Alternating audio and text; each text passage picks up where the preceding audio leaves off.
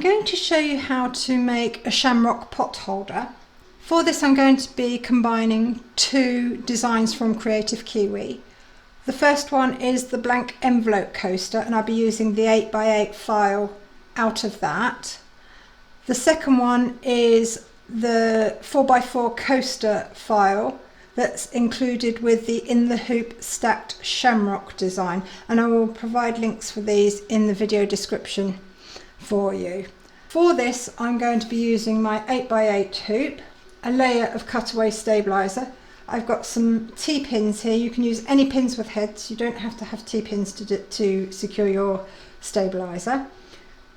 I've got variegated thread, some masking tape, my squizzers, my fabrics cut to size, and I'm using Insulbright batting because it's actually designed for reflecting heat and cold, so ideal for my oven mitts, and it is listed as ideal for those, so that's what I'm going to be using today. Please have a look in the video description. I've provided lots of information there for you, including where I get my supplies, and there's also some discount codes too. Load the 8x8 coaster file into your machine, and we're going to follow the instructions as given right until the end colour. You also want to load a neutral colour thread to your fabric into your machine as well, and then you're going to hoop and pin your cutaway stabiliser. I've got a video on how to do this if you don't know already. And then you're going to stitch round number 1, and that's going to give you your placement outline for your batting.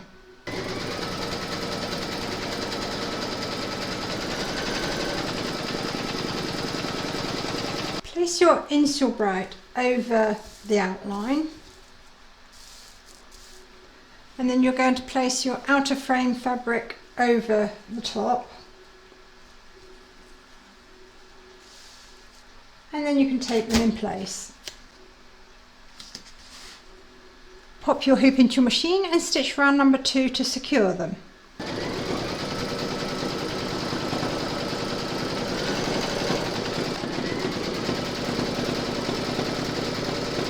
We're now going to place our middle fabric over this middle outline.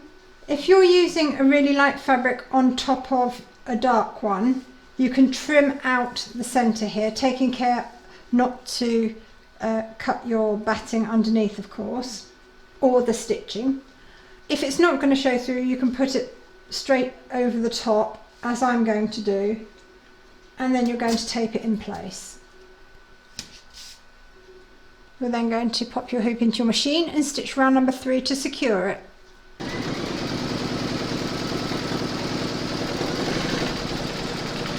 We're now going to trim away the excess fabric from our centre fabric.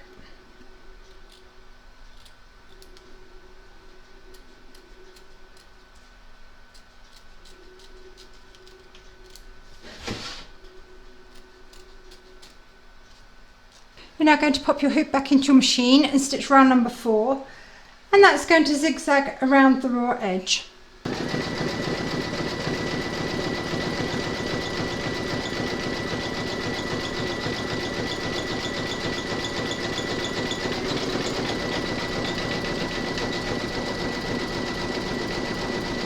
Load your thread colour for the stipple quilting for the centre here into your machine, and then you're going to stitch round number 5, and I'm staying with the variegated thread throughout the whole of this project.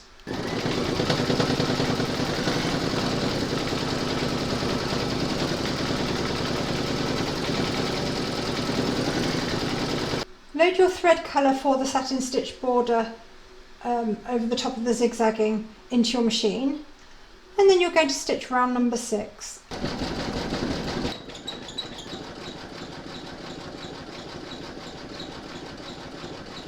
We're now going to stitch round number 7, and that's the line of quilting around the outer frame.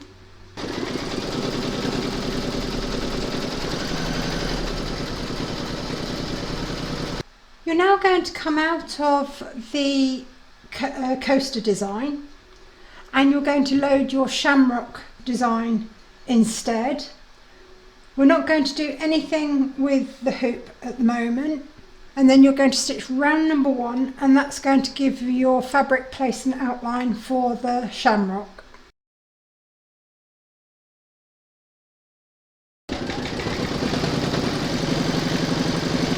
You're going to have trouble seeing my outline, but you'll see it after the next round of stitching. Place your centre fabric for your shamrock over the outline and then tape it in place. We're actually going to skip colour 2. If you don't know how to do that, refer to your machine's user manual. And we're going to stitch round number 3 to secure our fabric. Load whichever colour thread you would like for the quilting in the centre of your shamrock. And then you're going to stitch round number 4.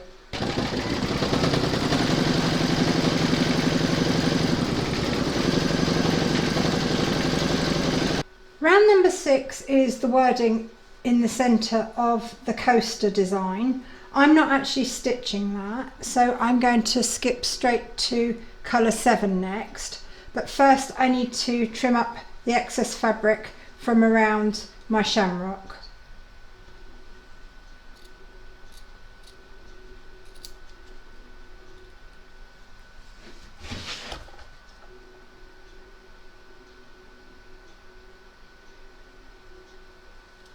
Load your thread colour for the satin stitching into your machine, and then you're going to stitch round number 7, and that's going to zigzag around the edge, and then it's going to do the satin stitching over the top.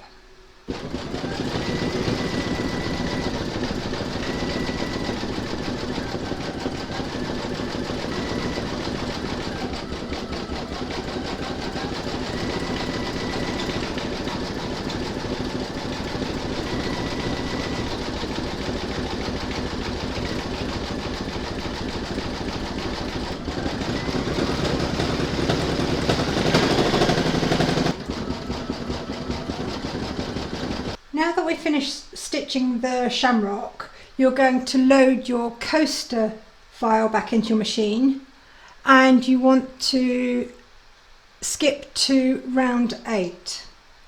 And round 8 is going to secure our backing. I'm going to do the backing a little bit differently to the instructions given, because I'm only going to be using one piece of fabric rather than an envelope back. So first off, I want to put a hanger for my pot holder on the corner,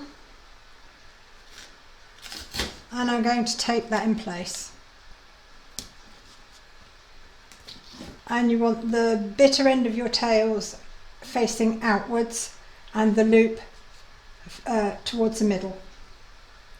Okay, then you're going to place your fabric face down over the top, and we're going to draw 2 lines, which is going to leave an opening. We're going to stitch round, and then we're going to skip about 30 stitches when we arrive at the bottom, and then we're going to carry on again. And those 30 stitches that are missing are going to leave an opening in our pot holder so that we can turn it. So I'm just going to fold this back a little bit just so I can see what I'm doing, and you can see what I'm doing as well. So I'm going to fold that back, and there's our bottom edge stitch line, and I'm just going to put a line there and there, just enough to turn it, and we'll be closing that by hand afterwards. So there's my lines, and they're just there so that as it stitches round, it's a reminder that I need to stop my machine there, skip to there, and then carry on. And the thread that you're going to get here we will cut afterwards and knot so that it doesn't come undone while returning. So now that that's on there, I'm going to take that in place.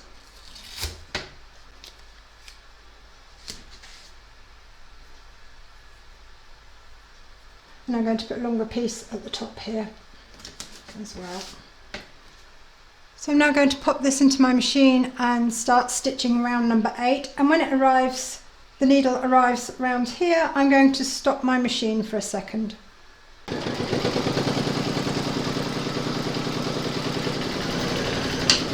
I'm now in the control settings of my machine. This icon here with the needle plus and minus, I'm going to press that, and then I arrive at this panel here. Now I've got the plus and minus here, which look like cotton reels. They're for skipping through colours. And I've got the plus and minus and stitch count next to that, the symbol here. And I'm just going to press the plus 10 3 times because I want to advance about 30 stitches. So 1, 2, 3, in actual fact it's a bit further, 4. That's brought me to my next line now, and I can now come out of this and go back to my stitching.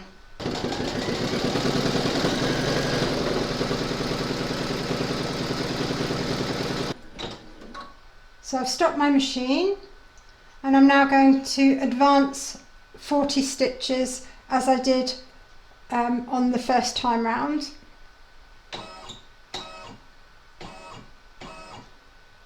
And now I can carry on stitching. I'm now going to cut through the stitch line that we skipped, and you can tie these ends if you want to. I will do one, but I'm not doing the whole lot on camera. It's fiddly.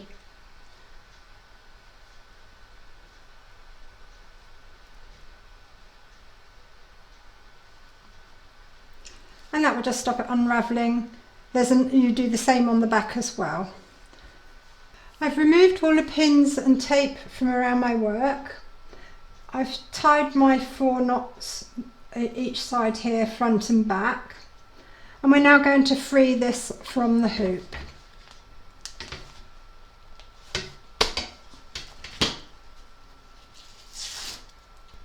Next we're going to trim this up, and we are going to leave at least 1/4 of an inch all the way around. We're also going to leave all the excess on our fabrics at this opening. Lois Hanula gave a great tip when you're doing these sorts of projects with opening gaps where you've got to turn them, is to press this back first before you do your turning, and then it's already in place for you to stitch up once you've turned it. So that's exactly what I'm going to do now. So there's my edge pressed back, you can see the crease there, and I've just trimmed off the excess stabiliser from around the edge so that it didn't get in the way. We can now start trimming this up. So cut down towards these marks here, and you want to leave 1/4 of an inch from the edge of the stitch line, that is, like that, and then you're going to trim all the way around, again staying 1/4 of an inch away from the stitch line.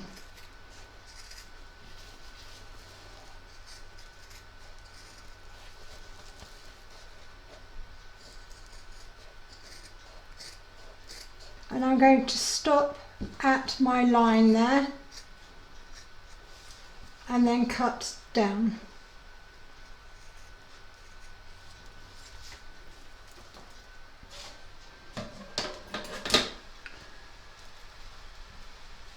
The next thing I'm going to do, where we've got rounded corners so that when we turn it they sit nice and neatly, I'm going just to snip down towards the stitching just on the corner parts. Take care not to cut the stitching though, that's very important.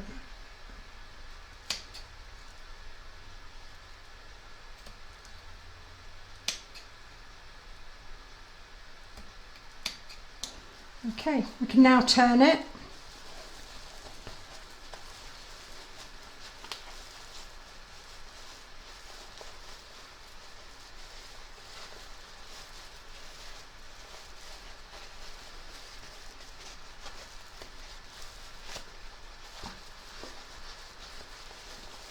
And I'm just going to put my scissors inside just to gently nudge out the corners so they sit nice and neatly. And where we've snipped, that will help them to lay properly.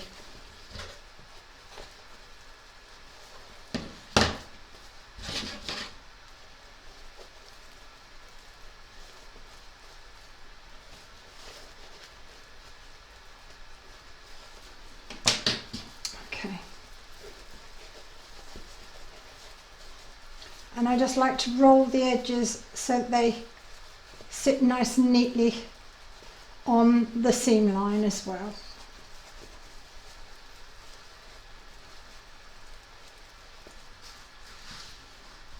I can now remove my tape from the holder, or the hanger should I say, and all it remains to do now is to stitch the opening closed, and I'm just going to slip stitch along there with some embroidery thread. So I've slip stitched along here. I've just got a few more stitches to go.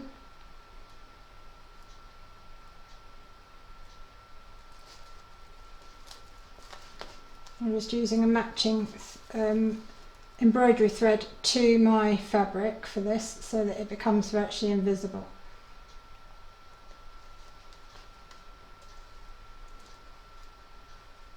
And I prefer stitching with embroidery thread because even if it gets in a tangle, it doesn't tend to knot. It's easy to fix it.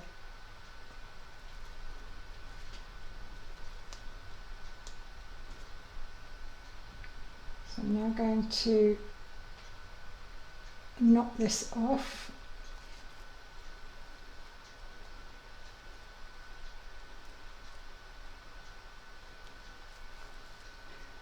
And to finish it, I just pass my needle inside and I bring it up elsewhere.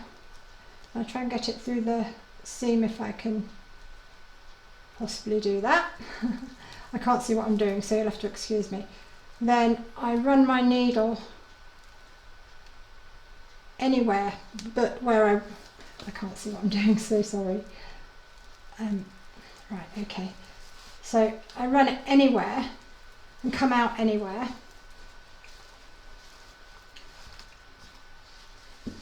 And then I pull it tight, snip it off, and the end disappears inside and you don't have any thread or anything sticking out then. So all I need to do now is press this, and that's our pot holder complete. I hope you enjoyed this stitch along. If you did, please give me a thumbs up. Don't forget to subscribe to be notified of new videos as they're published. Do pop along to Kreative Kiwi's Facebook group. There's lots of ideas, help and inspiration there for everybody. And thank you very much for joining me. You'll find a link to these designs and lots more information in the video description below.